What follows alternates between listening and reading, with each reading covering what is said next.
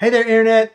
Keeve here, and welcome to the Cars with Keeve YouTube channel. And we're going to ask the question, do you need a pressure washer to wash your car? The answer? No, you don't. What you have before you is a smorgasbord, and no, this isn't all needed for a single wash. So we're making this as easy as possible. We don't have a separate tire cleaner. We don't have a separate wheel cleaner. We have incredible suds, a single soap for everything. It's a really good cleaning soap. Obviously, pressure washer is the better way to go, but we can do that with a garden hose. And actually with a garden hose, I think we have less risk to scratch. And why is that? Because we're not hitting the car with a whole bunch of pressure. We're not hitting it with 1,000 PSI. We're hitting it with 100 PSI. It's definitely way less aggressive, which is why we need to make sure that we are definitely doing a pre-rinse or a pre-soak, pre-foam, whatever you want to call it, beforehand. Now, obviously you can go to the rinseless wash route, and I know you can, but I'm just not a rinseless wash guy. I know how to do it, I can do it, but I just prefer this. I am a weekend warrior. I am an enthusiast detailer. I prefer the enjoyable experience, and the foam, the foaming, all that stuff is part of my enjoyable experience. That's what makes it fun for me. These are Eagle 500s. Easily attainable on Amazon. They're from Rag Company. Really nice plush, no edge, just a really high GSM for cleaning the car, about 500 GSM. When you're done with all your flipping and folding, you're done.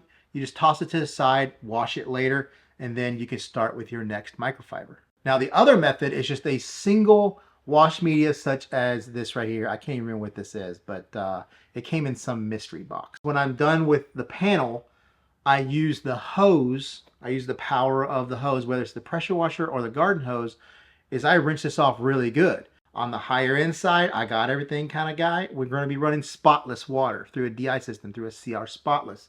That way we can use our blower to blow the car off. And you're going to say, why is that? I dry my car all the time with leaf blower. Well, yes, that will work with regular tap water without spotless water. But the problem that you're going to have is that tap water has minerals in it. It has stuff in it, dissolved solids that cause water spots. Now you're getting rid of the water. You might not have a water spot, but you are for sure drying some of that water in a thin layer across your coating, and you are getting minerals in the pores. You may not see the streak, you may not see the water spot, but you're definitely clogging the pores, and you're definitely creating a less glossy surface. If I use a spotless, why do I need a dryer? Well, you don't really, but here's the problem. It takes a very long time for that water to dry. And when that water is drying, the dust in the air, whether even if you're in a garage like this, the dust in the air can land on those droplets, and what's going to happen? It's going to dry with a little dirt ring around the side of it. If you're outside and your neighbor's mowing the grass, spewing dirt all up in the air and it's all being blown towards you, or pollen, those will attach to those water droplets, and when they dry, they're going to leave little marks. So spotless doesn't necessarily mean that you leave it and you don't do anything about it. So if you don't have that spotless water, then you're going to need a drying towel. I absolutely hate drying towels, which is why I like to use a spotless. This is one less contact point for me. This is from McKee's. This is the Glacier 1100. This is actually, you can get it at McKee's, or it's available on Amazon too. Actually, I think some of the prices I've seen on Amazon are cheaper. You're going to need a drying aid, a ceramic gloss by DIY Detail. This gives you lubrication to help minimize scratching. It also gives you a really nice protective layer. Do you need a bucket dolly? No, you don't. Bucket dollies are expensive, but if you get a Walmart, you can get this bad boy for $14.97. Cheapest one on Amazon is 30 bucks. There's people out there hawking these things for 50 to 75 bucks. I really love the Chemical Guys buckets because they're transparent, see-through. They're only 10 bucks. The Gilmour is really good because that gives you the top, and then when you're done with your wash, you seal the top. That's going to save that soap water for the next wash. Don't forget the links in the description below. Don't forget to like, comment, subscribe. Let's get the washing. So this is the higher end of the non-pressure washer wash. We have an IK E-Foam Pro 12. I do believe at the minimum you need at least a decent brush for your tire and your wheel separate. Now, since we're on the expensive side, I'm in my Viper chair. Absolutely not needed. When we do the cheaper wash, we'll use my Harbor Freight stool. We're using the most expensive sprayer that you can find out there. This is the Elay Flexzilla hose with the swivel. This isn't the most expensive hose, but this is the one that I like the most because of the swivel. It's done really well for me. And you don't need 3/4 inch hoses. You don't need 1-inch hoses. 5/8 is a perfect size. And in all these 32:1 dilution ratio, I'm using, except in the Gilmour. And the Gilmour we're using 16:1 because, you know, as the water comes through to create the foam, it's diluting the mixture more.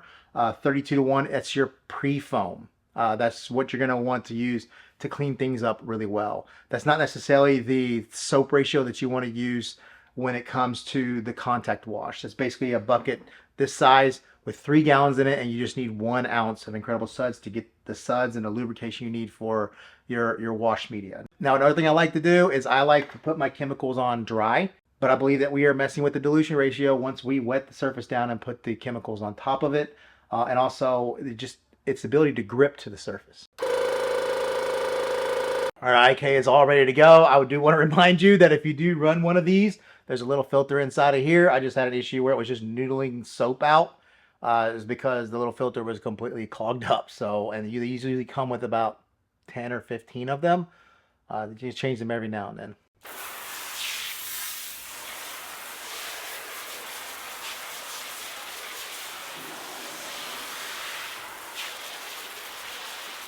Now remember, this is the high end. We don't care how much chemical we actually use. We'll just keep foaming and foaming and foaming until our heart's content.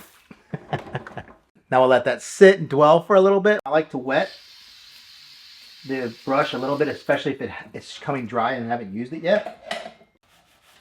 This is what I love about this, because especially on like a Y-spoke design like these VVS CIRs, these are both on 2 of my cars. I love these wheels because they're not the most expensive, but they have the design that I'm looking for.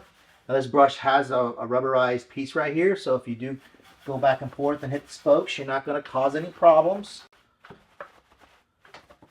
And then I'm able to come in here and get in that whole spoke area as well. Now if you feel like it's getting really dirty, at this point you could rinse off this brush between the barrels and your spokes. This isn't that bad. I'm not too worried about it. And that cleaning you hear, that's just the front of my brush hitting the rotor. No big deal.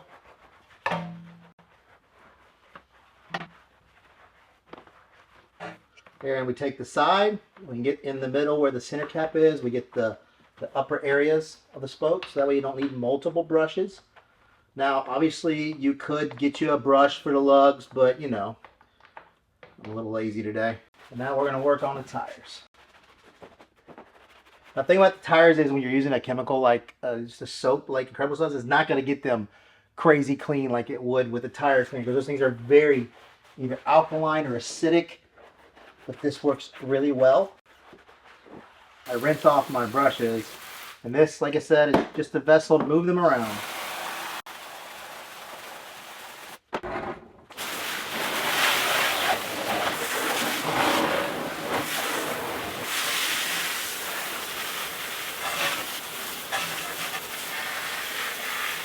We can make the BBS spin.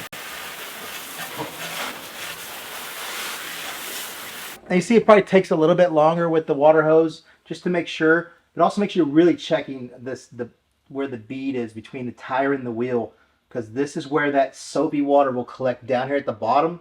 And you think you're clean, it's going to keep on running over, and then you're going to drive down the road and you're going to see one area of your tire. It's got this white streak. So here we are on a trusty red Harbor Freight stool that's been around for about 4 years.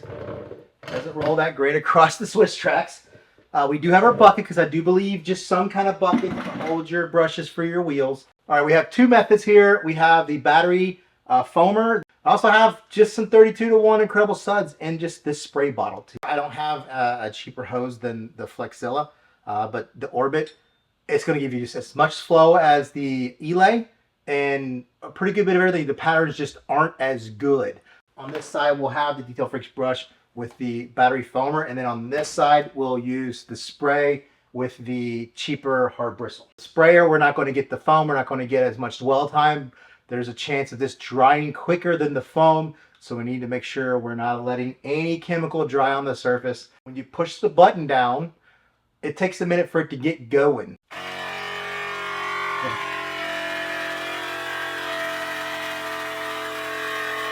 You see, once it gets pumped up and gets going, the spray gets more widespread, so that way when you move over to the other wheels and tires, it's already charged and ready to go. That first wheel is the one that takes just a little bit, but that's what you're dealing with when you're dealing with a $25 to $35 battery foam sprayer. Now on this side, we have it on the mist. And we're just going to spray some of this soapy water on here.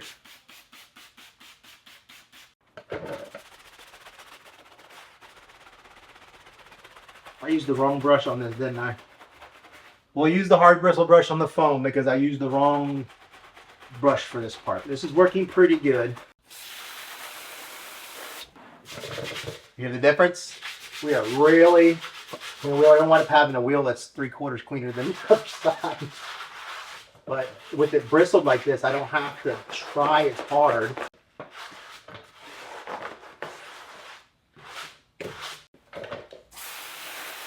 Now on this side, we would just have put some soap on there. You see Incredible Suds is so foamy that we can create that foam once we get on the surface like this. Foam is really good for dwell time though. For letting it stick on there, it really helps trap and get that, you know, emulsified.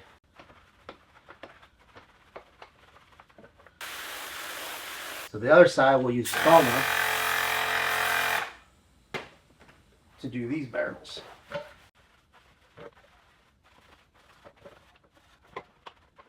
Once you get the brush you like and the routine that, you know, it's the best for your process, you're going to find out the quirks of the brush and the best way to work on your wheels.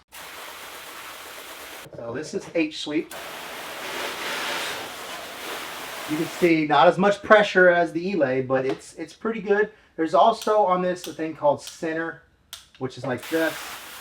But I'm not a big fan of that.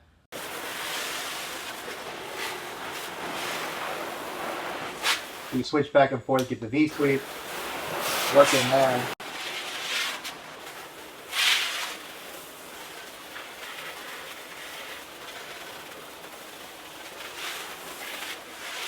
Since we're right here, our pre-foam, like I said, you don't necessarily have to foam the whole car, but you need to at least get these areas where the majority of your, you know, bigger particles of dirt, road grime is going to be. And it's going to be right here.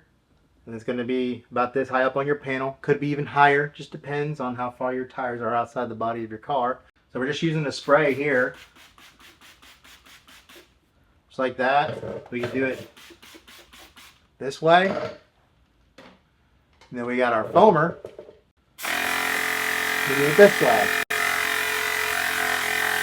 That foam's so good. It foams really, really good. Now, I don't even like to prep my bucket until I've already done the pre-foam, because if you do it too early, you basically lost all the suds. Let me show you. Look at that. Ooh, that's 1 ounce of Incredible Suds in there. Now, if you're doing your pre-foam, remember, if you're not in a garage like this, you're outside, one panel at a time.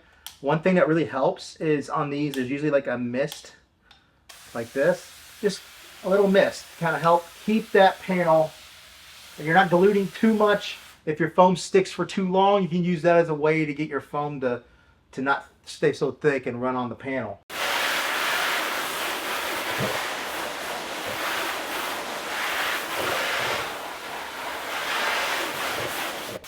You can see in the area of the hydrophobics of the coating, it's been a bit since I've done a maintenance wash, and you can see how that built up stuff gets in here, clogs the pores of the surface. So water spot remover, rinse off, the hydrophobics are going to come back. We got our wash media, soapy and lathery. We have this one side. Now, one thing about the Eagle 500s, see, once we work our way down here to the bottom, we're definitely gonna, because we have a dirt streak here, we're definitely going to change. There's our dirt there, so we're gonna put our hand on that side.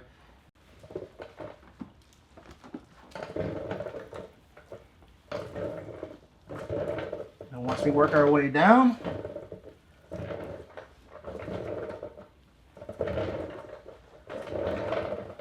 definitely gonna have a little bit of dirt on there. So now that we're done with those two sides, we fold back and we wait for the next panel. Now this rinse, we don't need the V-sweep because we are just getting the soap off the panel. We just make sure we get all the soap off.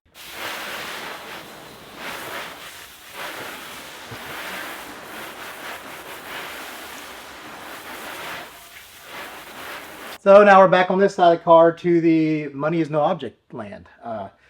The Gilmour foam sprayer. Now this is a lot of money for a car wash foamer from a garden hose, but the Gilmour is the best in the world. I've never seen anything better. This thing literally can change from 1 ounce dilution all the way up to 12, 16 to 1 incredible suds in here because we're diluting it through the hose. Now through our Elay ecosystem, I have their quick connect here, and then I have a quick connect on the back of my Gilmour, and then I'm ready to foam. Here we go.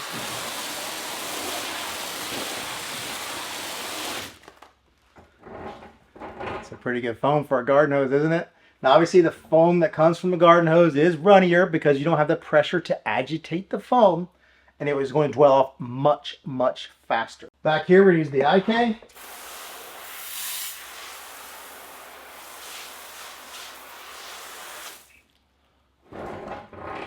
This thing works so good.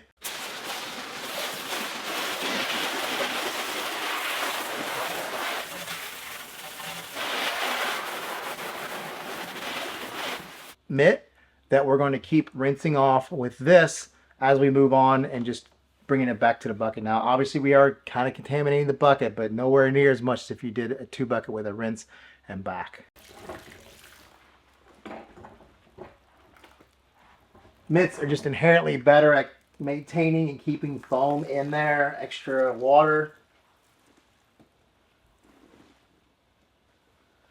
Now that we've done that side, we have a dirt streak right here. We can flip it over and do over here.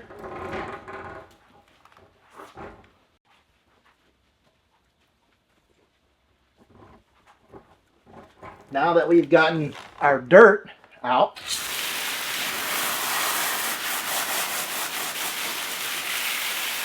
this does get you awfully wet.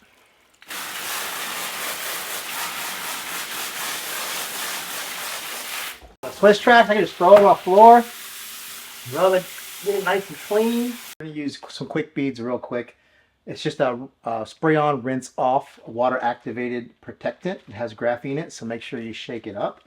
But not a whole lot is needed, and what you can do is, say like you're spraying this panel like this, you just spray it into the water. So you're kind of applying it at the same time, or you can spray it on the panel, wait a second or two. Don't do this in direct sunlight, and then we're rinsing off. This is dialed back to 2.5 gallons per minute.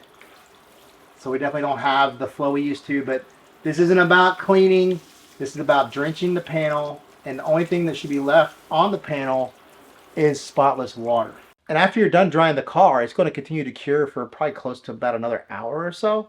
So the longer it's allowed to cure after you dry it off, it's going to get even better. Having the spotless water is going to allow us to use this.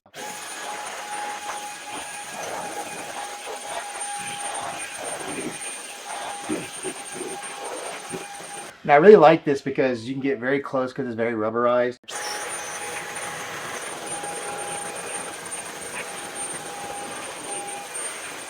All right, we're in our Harbor Freight stool, so we're sitting much lower to the ground. I think it goes up a little bit, right? Yeah, there you go. It still has an up and down. It's got features, but we have our drying towel here. We have our ceramic gloss. Does not take a lot of ceramic gloss. Just basically 1, 2, maybe a little bit on the drying towel. We are being very delicate. I hate drying towels because under here, it just, the blower works so much better.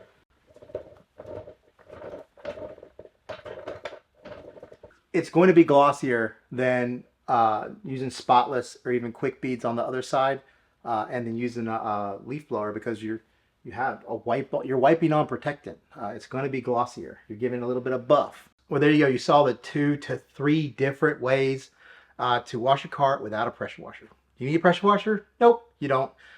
You can do it on the cheaper end, the more budget end. It's still going to clean. Everything's still going to work. There are things that I think no matter what, you need to invest in. A good drying aid, a good drying towel, wheel brushes, a bucket. You don't have to have a Dolly. You can have a cheap bucket. You can have a soap that goes a long way, like Incredible Suds, that cleans really well. Obviously, on the other side, the blower and this and that. But you could also mix and match the two to get yourself a middle ground. So there you go. I hope you enjoyed the video. Don't forget to like, comment, subscribe, check the links below for anything in the video, and I'll see you in the next video. It is the same twisted loop. It has the same, oh. And it also gives you, this gives you, oh my gosh. A little bit of, what